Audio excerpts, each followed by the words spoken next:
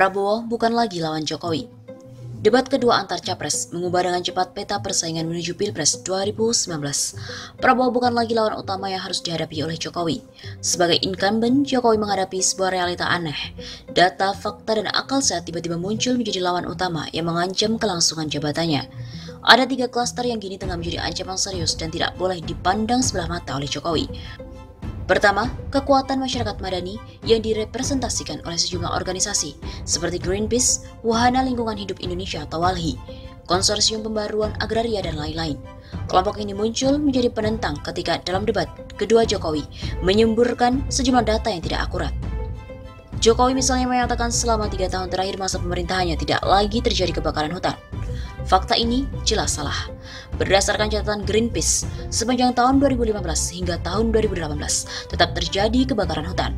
Benar, angkanya pada tahun 2018 jauh menurun, tapi klaim tidak terjadi kebakaran hutan selama 3 tahun terakhir tidak berdasar. Jokowi kemudian meralat ucapannya, dari semula tidak terjadi kebakaran menjadi mampu mengatasi kebakaran. Dua hal ini jelas sangat berbeda. Hanya 2 hari setelah debat, kebakaran hebat terjadi di hutan Riau. Pemerintah Riau menetapkan kondisi darurat kebakaran hutan. Tercatat lebih dari 8.000 hektar hutan terbakar. Terparah terjadi di Kabupaten Bengkalis. WALHI juga menyebut Jokowi melakukan klaim berlebihan terhadap keberhasilannya menangani masalah lingkungan. Jokowi dinilai mengabaikan dampak lingkungan dari pembangunan infrastruktur. Konsorsium Pembaruan Agraria mencatat telah terjadi 410 konflik agraria. Luasan wilayah konflik mencapai 807.000 hektar dan melibatkan 87.000 lebih kepala keluarga di berbagai provinsi di daerah. Kedua, media massa yang melakukan cek fakta dan data atau live fact-checking debat Capres 2019. Kegiatan itu diprakarsai dan didukung penuh oleh Google News Initiative, Asosiasi Media Cyber Indonesia, Aliansi Jurnalis Independen, dan First Draft. Sejumlah media seperti Kompas.com, Tempo.co, Detik.com, Viva.co.id, Liputan6.com, Merdeka.com, KBR.id, The Jakarta Post, Kontan, Suara.com, Berita1.com, Media Indonesia, Times Indonesia, The Conversation, Kabar Medan, Kabar Makassar, dan Riau Online, serta jurnalis AFP bergabung dalam program ini.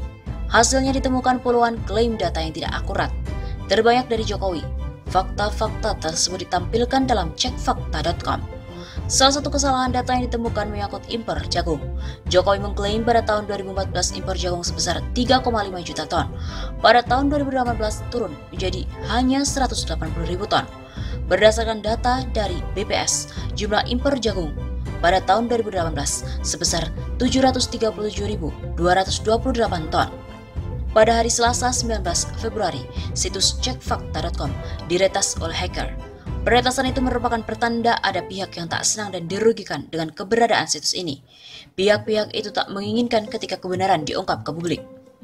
Ketiga, bantahan dari internal Jokowi termasuk dari sejumlah pembantu dekatnya. Klaster ketiga ini dampaknya sangat parah.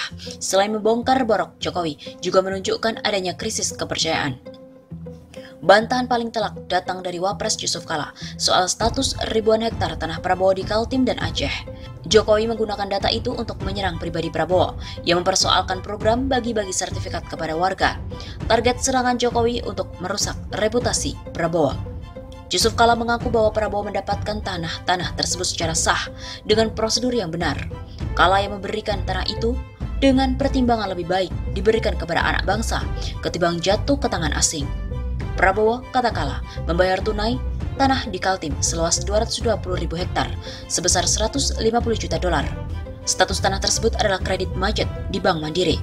Kepala Dinas Lingkungan Hidup Aceh, Syahrial, bahkan menyebut Prabowo seorang pahlawan. Dia menyelamatkan aset tersebut saat terjadi krisis moneter. Kompas.com memaparkan fakta di lahan seluas 97.000 hektar itu juga sudah dibangun sejumlah infrastruktur oleh pemerintah berupa bandara, gedung perkantoran, dan markas batalion militer. Namun pajaknya lebih dari 1 miliar rupiah tetap dibayar oleh perusahaan Prabowo. Bantahan berikutnya adalah pengakuan Jokowi pergi tengah malam hanya berdua dengan sopir tanpa pengawalan mengunjungi kampung nelayan Tambak Lorok, Semarang.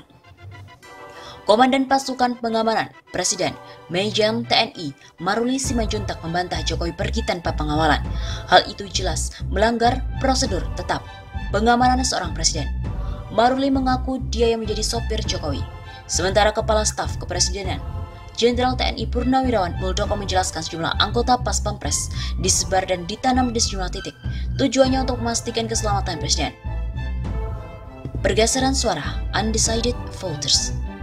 Banyaknya ketidakakuratan data, overclaim, dan serangan pribadi yang dilakukan Jokowi kepada Prabowo diperkirakan akan menggerus elektabilitasnya. Selain itu, yang sangat berbahaya adanya pergeseran suara mereka yang belum menentukan pilihan atau undecided voters. Elektabilitas Jokowi terancam ketika pemilih yang militansinya rendah menjadi golput atau berpindah memilih Prabowo. Kalangan undecided voters sebagian besar adalah kalangan menengah ke atas yang sangat terpapar oleh informasi. Mereka sangat independen dan bersikap wait and see. Pemilih dalam kelompok ini secara misterius mengamati program kerja, apa yang ditawarkan oleh kandidat, dan juga jalannya perdebatan, serta pemberitaan media dan perbincangan di media sosial. Dengan selisih elektabilitas sangat tipis 5-9% dan yang belum menentukan pilihan sekitar 16%, pergeseran suara pemilih mengambang ini menjadi kunci siapa yang akan memenangkan Pilpres. Media yang selama ini sangat berpihak atau terpaksa berpihak, mulai berani secara terbuka memaparkan fakta yang berbeda dengan klaim Jokowi. Sangat terasa telah terjadi pergeseran arah kebijakan redaksi. Para pengelola media tampaknya juga mendeteksi adanya perubahan arus publik yang kian membesar. Indikatornya terlihat dari beberapa fakta sebagai berikut. Pemunculan di media Prabowo Sandi lebih disukai dibandingkan dengan Jokowi Ma'ruf. Berdasarkan pemantauan AC Nielsen, rating dan share audience, berita maupun informasi yang menampilkan Prabowo Sandi selalu lebih tinggi dibanding Jokowi Ma'ruf. Data pada mesin pencarian Google menunjukkan sehari setelah debat 18 Februari, kata kunci Prabowo jauh mengungguli Jokowi. Popularitas rata-rata Prabowo 62,97%, Jokowi hanya 37,03%. Prabowo Sandi selalu mengungguli Jokowi Ma'ruf dalam berbagai polling yang dilakukan media dan perorangan. Hal itu menunjukkan pemilih Prabowo Sandi lebih militan. Sejumlah mesin pemantau percakapan medsos juga menemukan data pasangan Prabowo Sandi selalu menguasai percakapan di dunia maya pasca debat pertama maupun kedua. Berbagai fakta itu merupakan ancaman nyata bagi Jokowi. Akal sehat publik sangat terganggu dengan klaim-klaim dan pengakuan Jokowi yang tidak sesuai dengan data dan fakta. Mereka boleh jadi belum memutuskan untuk mendukung Prabowo, tapi yang pasti mereka tidak akan memilih seorang pemimpin yang ucapan dan kata-katanya tidak bisa dipercaya. Ini masalah kredibilitas.